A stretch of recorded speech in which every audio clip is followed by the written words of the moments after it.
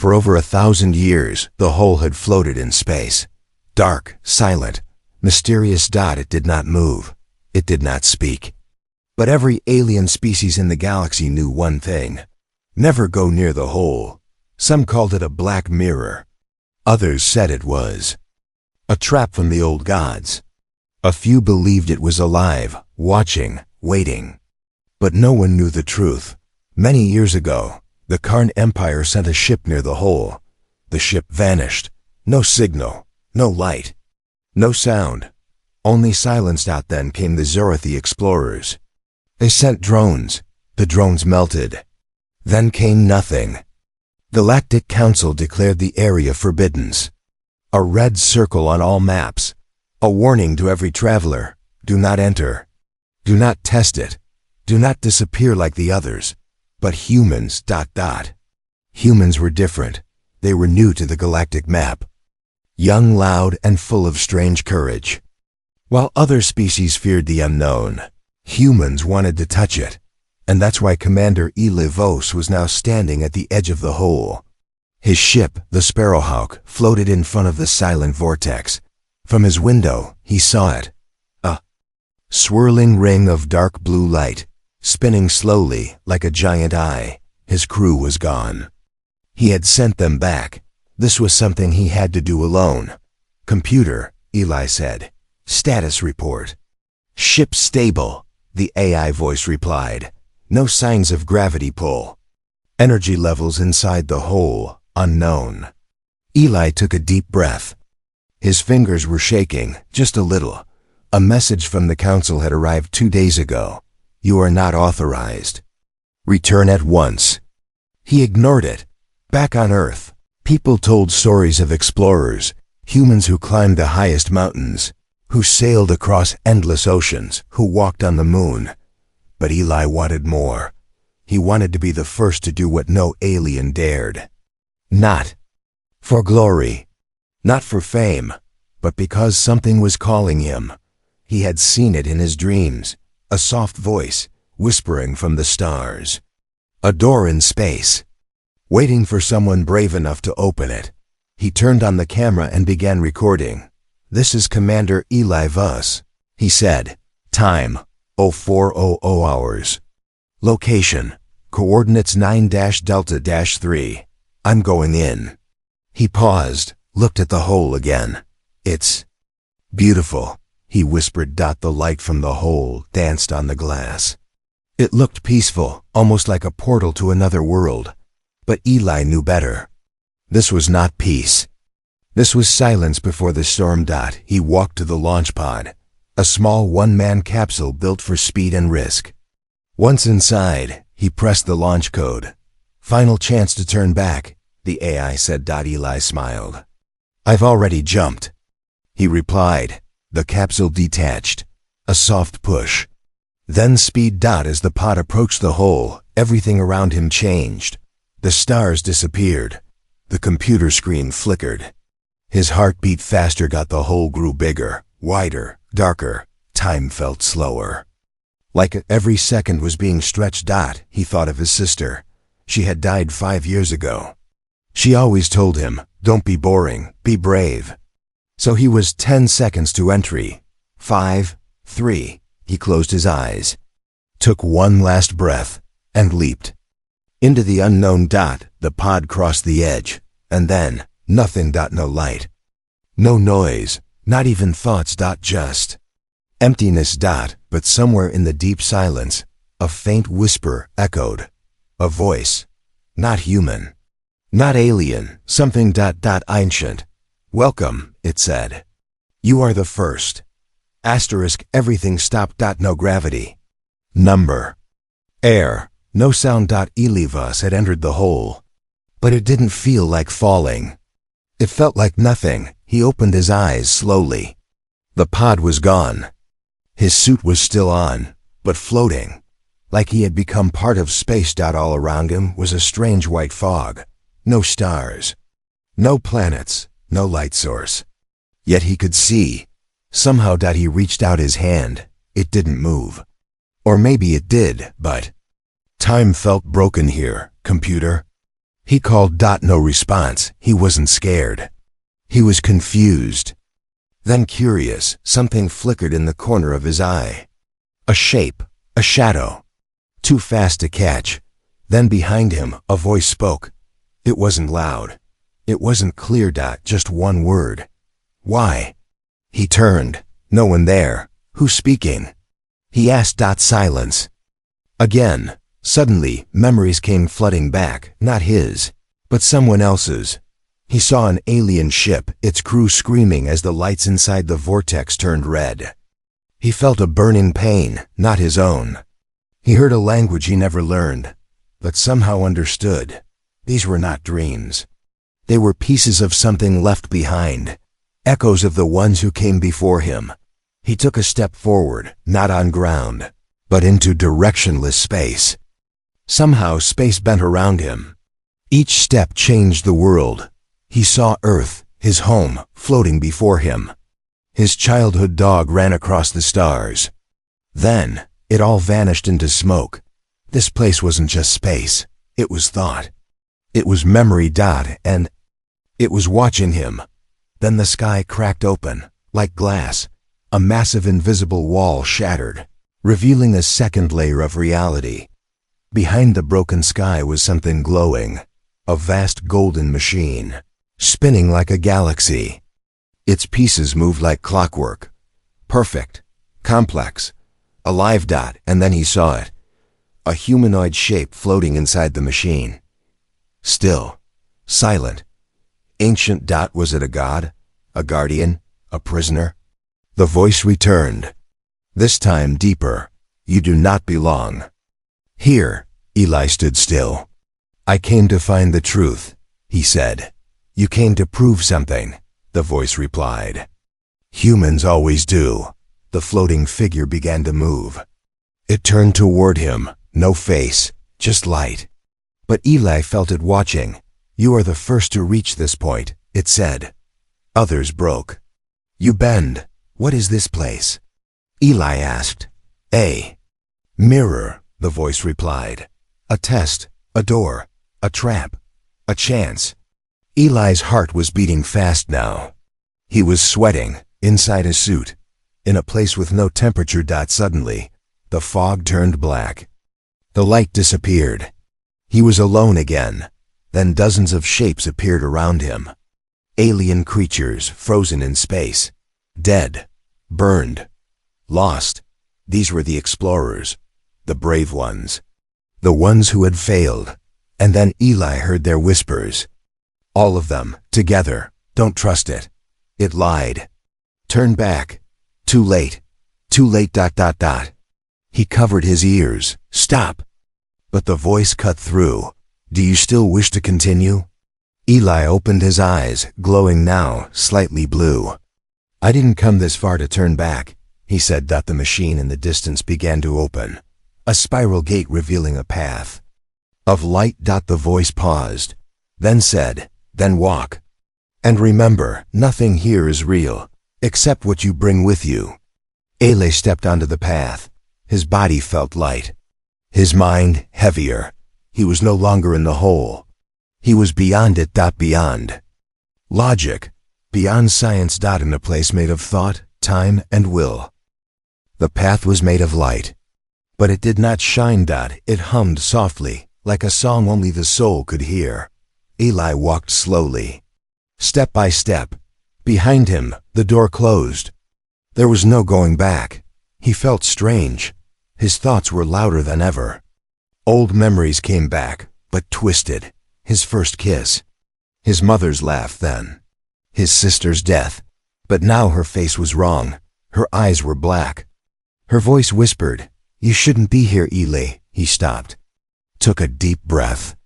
This is not real, he told himself. But even his own voice didn't sound human anymore. Then, the fog ahead shifted. Shapes appeared, not shadows, not illusions. Real things. Wreckage. Alien ships, floating like bones in space. Some torn apart, others half melted.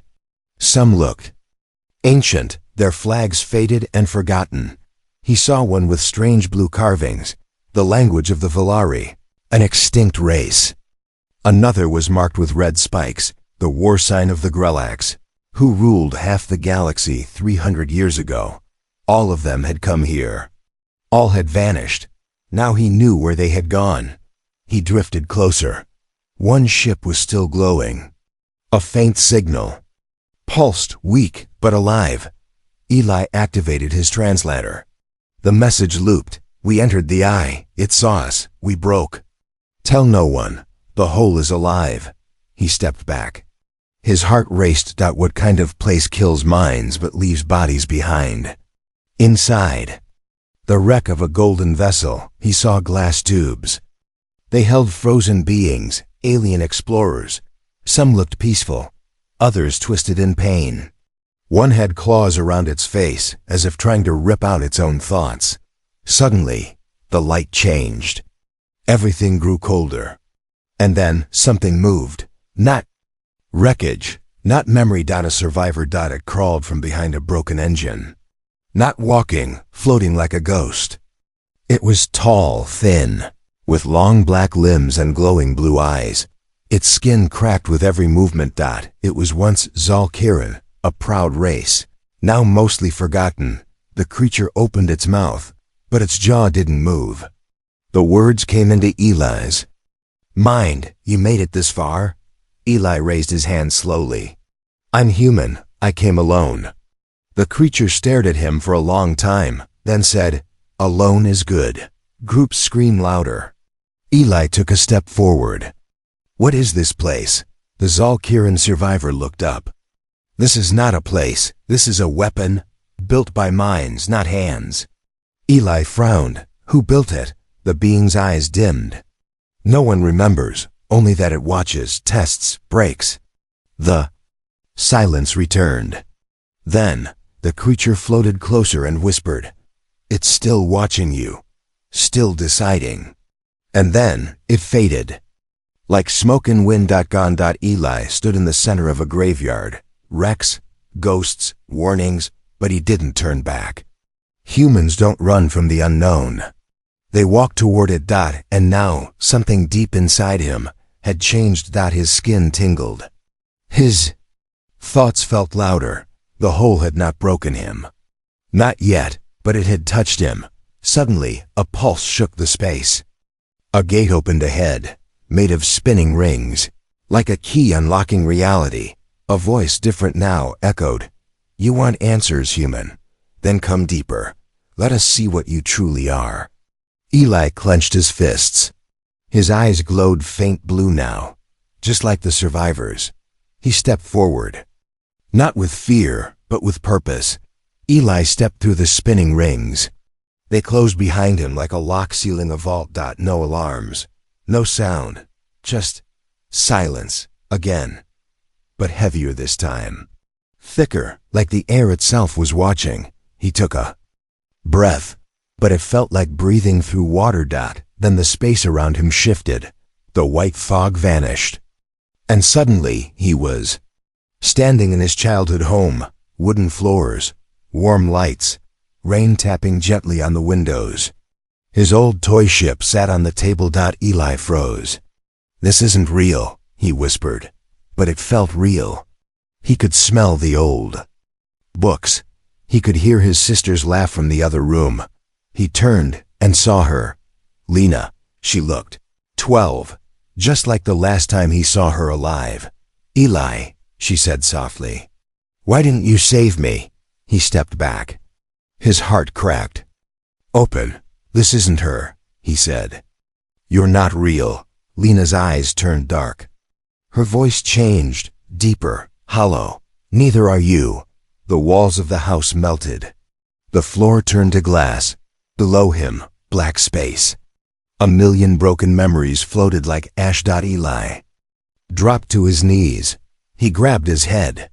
Voices screamed from every corner. You're just a pilot. You came to die. You want to be a hero.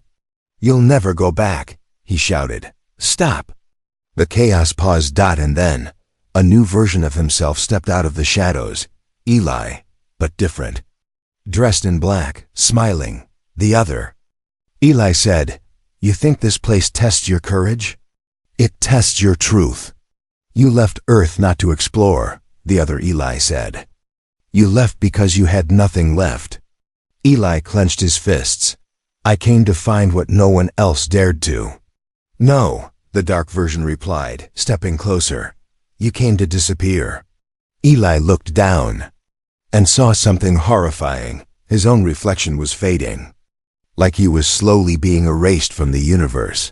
And suddenly, another presence entered the labyrinth. A voice, metallic, steady, cold. Subject 527.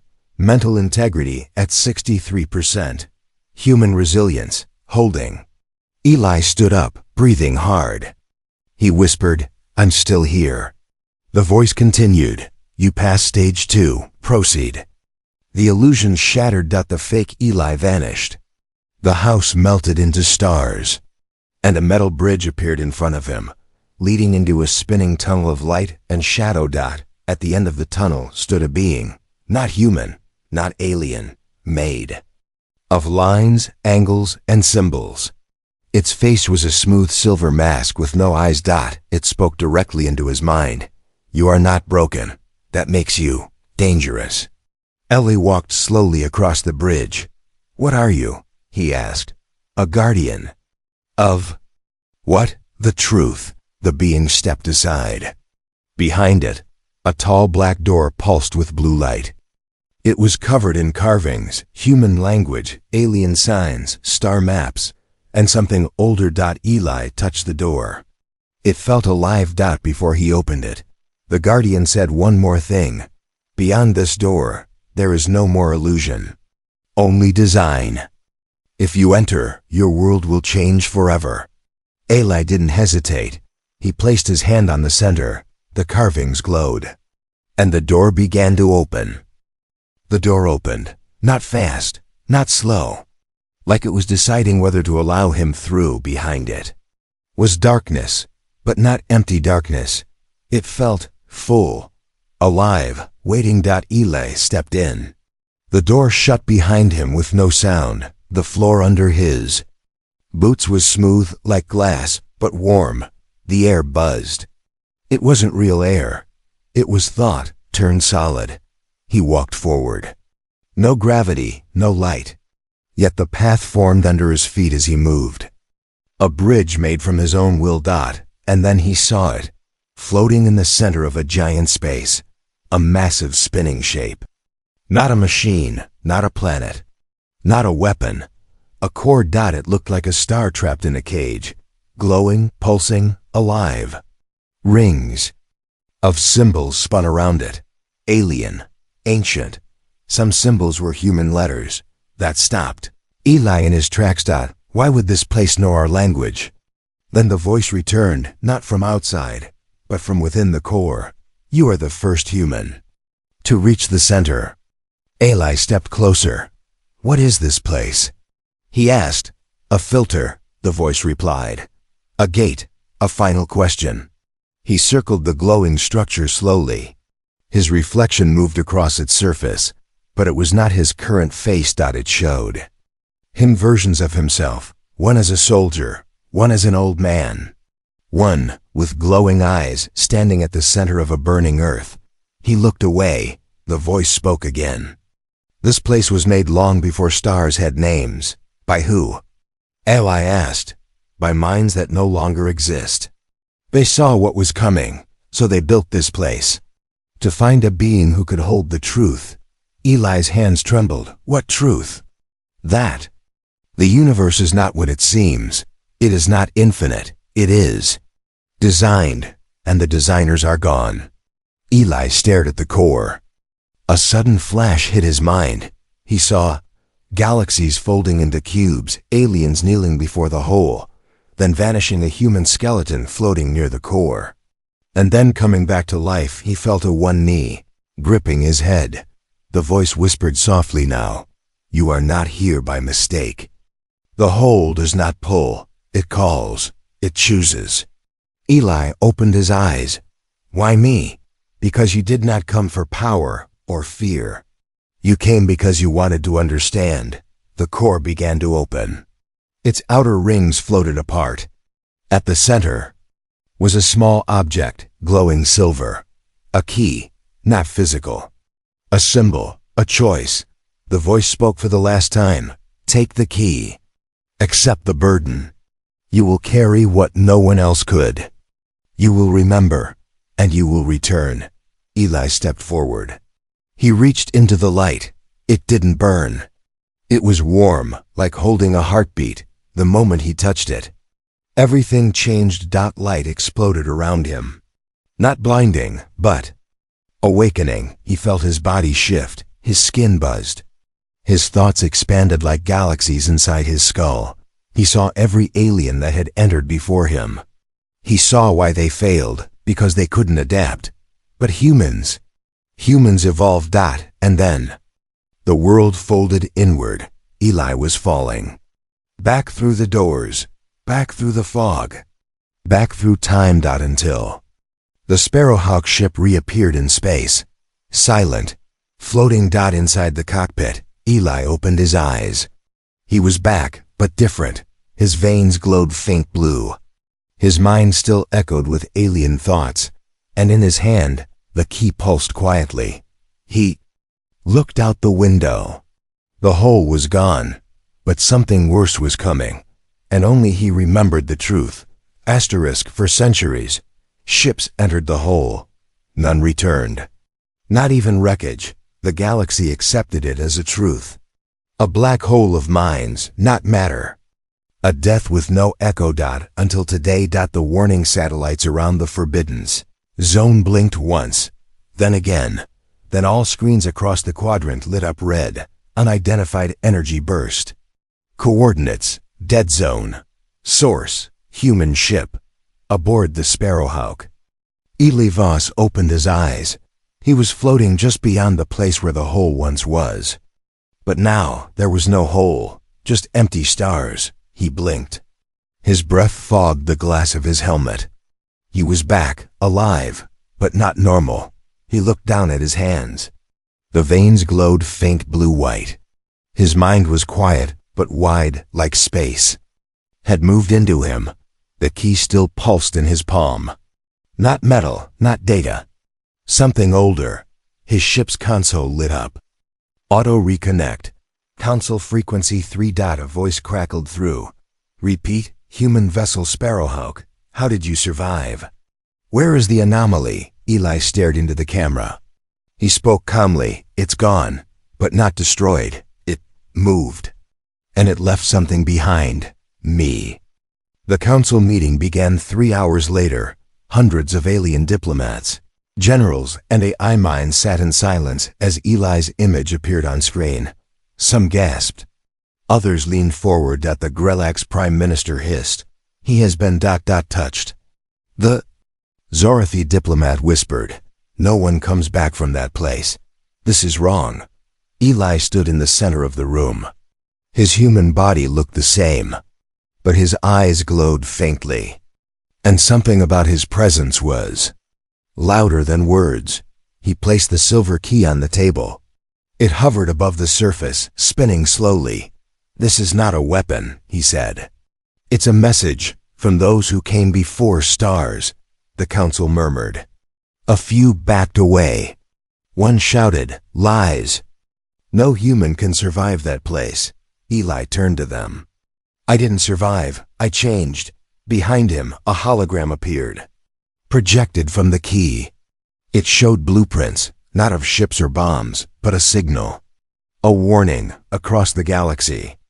Dark shapes blinked into view, massive, sleeping, waiting. They called them the architects, Eli said. They built the test. The whole, and now, something worse is waking. An old alien general stood up. If this is true, we must prepare. For war, Eli nodded. But not the kind of war you're used to. Suddenly, the key flashed bright white. It projected a map of stars, then zoomed into a point, a planet. Earth. The voice returned. Not Eli's, not alien. The next door will open.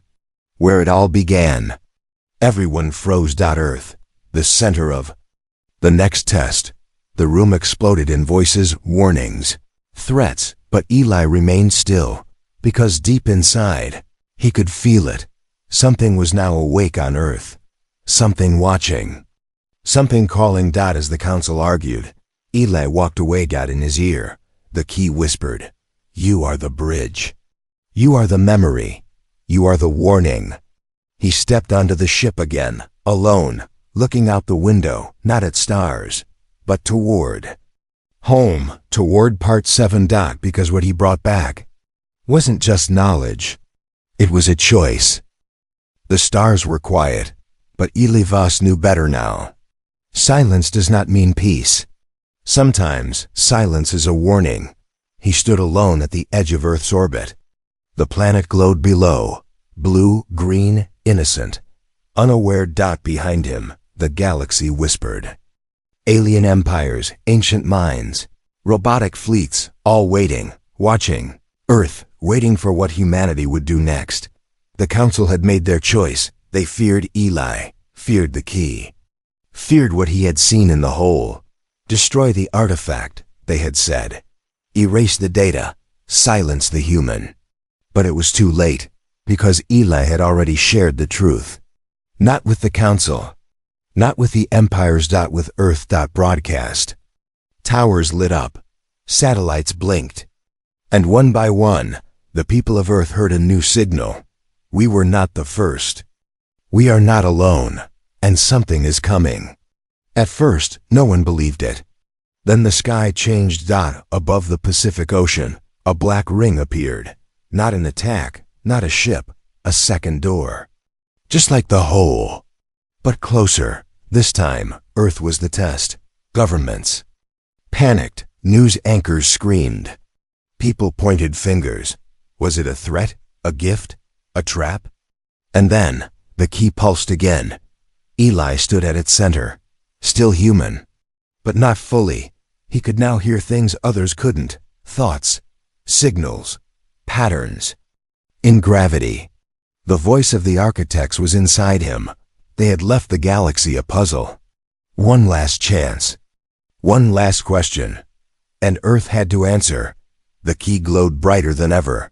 Symbols lifted into the air. Spinning equations, memories, languages from 1,000 extinct species. And at the center, a question, written in perfect English. Will your kind build or burn? Eli didn't speak. The world did. Some humans wanted to explore. Others wanted to shut the door forever. Some prayed. Some protested. Some prepared for war. The world was divided, but awake. A council formed. Earth's first united command. Not military. Not political. A group of scientists, thinkers, artists, pilots, dreamers. They called it the Bridge Team. Eli was their first member. And the last one to hold the key. The black ring above Earth began to spin. A signal was forming. Time was running out. In his final log, Eli said, "I entered the hole alone. I came back carrying something too big for one mind. Now it's our turn. As a species to answer the question, not with ships, not with weapons, but with who we choose to be." He placed the key into the signal relay. Earth lit up. The sky turned blue-gold. The black ring opened. And for the first time in history, humanity stepped forward, not because it was ready, but because it refused to stay behind.